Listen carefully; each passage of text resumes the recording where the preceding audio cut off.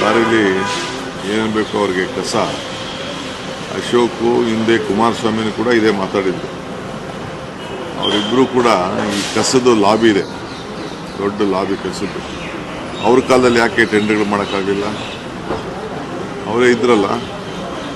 ಈಗ 6,000 ಕೋಟಿ ರೂಪಾಯಿ ಇನ್ವೆಸ್ಟ್ಮೆಂಟ್ ಮಾಡ್ತಾರೆ, 6,000 ರೂಪಾಯಿ ಇನ್ವೆಸ್ಟ್ಮೆಂಟ್ ಮಾಡ್ತಾರೆ. ಈಗ ಹಿಂದೆ 14-15 ಜನಕ್ಕೆ ನಾವು ಕೊಟ್ಟಿದ್ದು ಕಸದಿಂದ ಇದನ್ನು ಪವರ್ ಮಾಡಿ ಅಂತ. ಒಬ್ಬರು ಕೂಡ ಸಕ್ಸಸ್ ಆಗಿಲ್ಲ.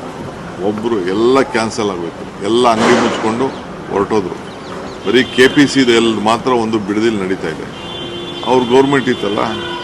ಈಗ ನಾನು ಈ ಡಿಸಿಷನ್ ತೊಗೋಬೇಕಾದ್ರೆ ಡೆಲ್ಲಿಲಿ ಬಂದು ನೋಡಿದ್ದೀನಿ, ಹೈದ್ರಾಬಾದ್ನಲ್ಲಿ ಬಂದು ನೋಡಿದ್ದೀನಿ, ಚೆನ್ನೈಲಿ ಹೋಗಿ ನೋಡಿದ್ದೀನಿ, ಬೇರೆ ಬೇರೆ ಕಡೆ ಎಲ್ಲ ನೋಡಿದ್ದೀನಿ. ಇವತ್ತು 6,000 ಕೋಟಿ ರೂಪಾಯಿ ಅವ್ರು ಇನ್ವೆಸ್ಟ್ಮೆಂಟ್ ಮಾಡ್ತಾರೆ. ನಮಗೆಲ್ಲೂ ಜಾಗನೇ ಸಿಗಲಿಲ್ಲ. ನಾನು ಅದಕ್ಕೆ ಕೊನೆಗೆ ದೊಡ್ಡಬಳ್ಳಾಪುರದಲ್ಲಿ ಒಂದು ಜಾಗನ ಪರ್ಚೇಸ್ ಮಾಡಿದ್ದೀನಿ. ಮೊದಲು ಯಾರು ತೆಗೆದುಕೊಂಡಿದ್ರು, NOC ಯಾರು ಇತ್ತು ಅದನ್ನು ಪರ್ಚೇಸ್ ಮಾಡೋಕ್ಕೆ ಡಿಸಿಷನ್ ತೊಗೊಂಡಿದ್ದೆ. ಅದಾದಮೇಲೆ ನೈಸ್ ಅವರು ಜಾಗನ ಬಿಡಿಸ್ಕೊಂಡಿದ್ರು, ಅವರು ಬಿಟ್ಟಿದ್ದ ಜಾಗನ ಕೆಲವರು ತೆಗೆದುಕೊಂಡಿದ್ರು. ಸೊ ಬೇಕಾದಷ್ಟು ಕಡೆ ಆಹ್ವಾನವನ್ನು ಮಾಡಿದ್ದೀನಿ, ನೀವು ಯಾರು ಜಮೀನು ಕೊಡೋಗಿದ್ರೆ ಮುಂದಕ್ಕೆ ಬನ್ನಿ ಅಂತ. ಸೊ ಯಾರು ಪಕ್ಕದಲ್ಲಿ ಕಸ ಹಾಕ್ಕೊಳ್ಳೋಕೆ ಇಷ್ಟ ಇಲ್ಲ.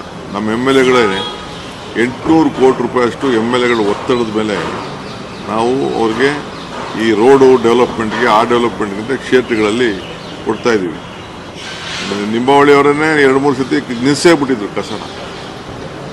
ಕಸ ಹಾಕ್ಸ್ಕೊಳ್ಳೋದೇ ನಿಲ್ಲಿಸ್ಬಿಟ್ಟಿದ್ರು. ಎಲ್ಲಿ ಹಾಕ್ಸ್ಕೊಳ್ತಾರೆ? ನಮ್ಮ ಕ್ಷೇತ್ರದಲ್ಲಿ ಯಾಕೆ ಹಾಕ್ತೀರಾ, ಹೊರಗಡೆ ಅವ್ರು ಹಾಕಿದ್ರು. ಸೊ ಕಸ ಬರ್ನ್ ಮಾಡಬೇಕು, ಕಸದಿಂದ ಗ್ಯಾಸ್ ಆಗಬೇಕು, ಕಸದಿಂದ ಕರೆಂಟ್ ಆಗಬೇಕು. ಸೊ ಇವರು ಇವತ್ತೇನು ಈ ಅಶೋಕ್ ಮಾತಾಡ್ತಾ ಇದ್ದಾರಲ್ಲ, ಇವರೆಲ್ಲ ಆ ಗ್ಯಾಂಗ್ ಇದೆಯಲ್ಲ, ಆ ಗ್ಯಾಂಗ್ನ ಏಜೆಂಟಾಗಿ ಇವತ್ತು ಮಾತಾಡ್ತಾ ಇದ್ದಾರೆ. ನಾನೇ ಅವ್ರಿಗೆ ಇದನ್ನೆಲ್ಲ ಕೂತ್ಕೊಂಡು ಅವ್ರ ಹತ್ರನೇ ಚರ್ಚೆ ಮಾಡಿದ್ದೀನಿ. ಈ ಮಾಫಿಯಾನ ಕಂಟ್ರೋಲ್ ಮಾಡಿ. ಇದೊಂದು ಮಾಫಿಯಾ, ಕಸದೊಂದು ಮಾಫಿಯಾ. ಆ ಮಾಫಿಯಾಗೆ ಅಶೋಕ್ ಅವರು ಸ್ಪೋಕ್ಸ್ಮನ್ ಆಗೋದು ನನಗೆ ಭಾಳ ಆಶ್ಚರ್ಯ ಆಯಿತು. ಈಗ ಆಯಿತು, ಎಲ್ಲರೇ 36,000 ಕೋಟಿ, ಎಲ್ಲಿ 36,000 ಕೋಟಿ ಆಯಿತು. ಅವ್ರು ಯಾವ್ದು ಬೇಕಾದ್ರೂ ತನಿಖೆ ಮಾಡಿ, ಏನು ಬೇಕಾದ್ರೂ ಮಾಡಲಿ, ಎಲ್ಲಿ ಬೇಕಾದ್ರೂ ರಿಪೋರ್ಟ್ ಕೊಡಲಿ, ಯಾವ್ದಾದ್ರು ದೊಡ್ಡ ಏಜೆನ್ಸಿ ತಂದು ಮಾಡಲಿ. 36,000 ಬೇಡ, ಬರೀ 10 ಕೋಟಿ ರೂಪಾಯಿಂದ ಏನಾದ್ರು ಮಿಸ್ಯೂಸ್ ಆಗಿತ್ತು ಅಂದ್ರೂ ತನಿಖೆ ಮಾಡಿಸಿ. I am ready.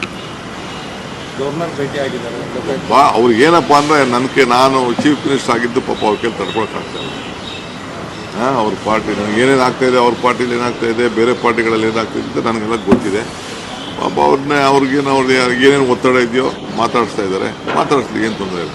ಅವರೇ ನನಗೆ ಅವರೆಲ್ಲ MLAs ಹೇಳಿದ್ದಾರೆ, ಟೆಂಡರ್ನ 10-12 ವರ್ಷದಿಂದ ಟೆಂಡರ್ ಕರೆಯಕ್ಕೆ ಬಿಡಲಿಲ್ಲ. ಕಸ ಇದನ್ನು ಮಾಡೋದನ್ನ ಟೆಂಡರ್ ಕರೆಯೋಕ್ಕೆ ಬಿಡಲಿಲ್ಲ.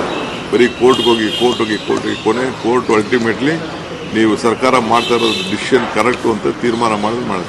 ಈಗೂ ಕೂಡ ತೀರ್ಮಾನ ಆಗಿದ್ರೂ ಕೂಡ ನನ್ನ ಗೌರ್ಮೆಂಟ್ ಇದನ್ನು ಸಿದ್ದರಾಮಯ್ಯ ಗೌರ್ಮೆಂಟ್ ನಾನು ಮತ್ತೆ ಒಂದು ಕಮಿಟಿ ಫಾರ್ಮೇಷನ್ ಮಾಡಿಸಿ ತಿರ್ಗಾ ಎನ್ಕ್ವೈರಿ ಮಾಡಿ ಅಂತ ಹೇಳಿ. ಅದರಿಂದ ಅವರು ಮಾಡ್ತಾ ಇರೋದು ರಾಜಕೀಯ ಅಸೂಯೆ. ಅವ್ರ ಕೈಲಿ ತಡ್ಕೊಳಕ್ಕೆ ಆಗ್ತಾಯಿಲ್ಲ. ನಮ್ಮ ಸ್ಟೈಲ್ ಆಫ್ ಫಂಕ್ಷನಿಂಗ್ನ ಅವ್ರ ಕೈಲಿ, ನಮ್ಮ ಟ್ರಾನ್ಸ್ಪರೆನ್ಸಿನ ನೋಡಿಕೊಂಡು ಅವ್ರ ಕೈಲಿ ಡೈಜೆಸ್ಟ್ ಮಾಡ್ಕೊಳ್ಳೋಕೆ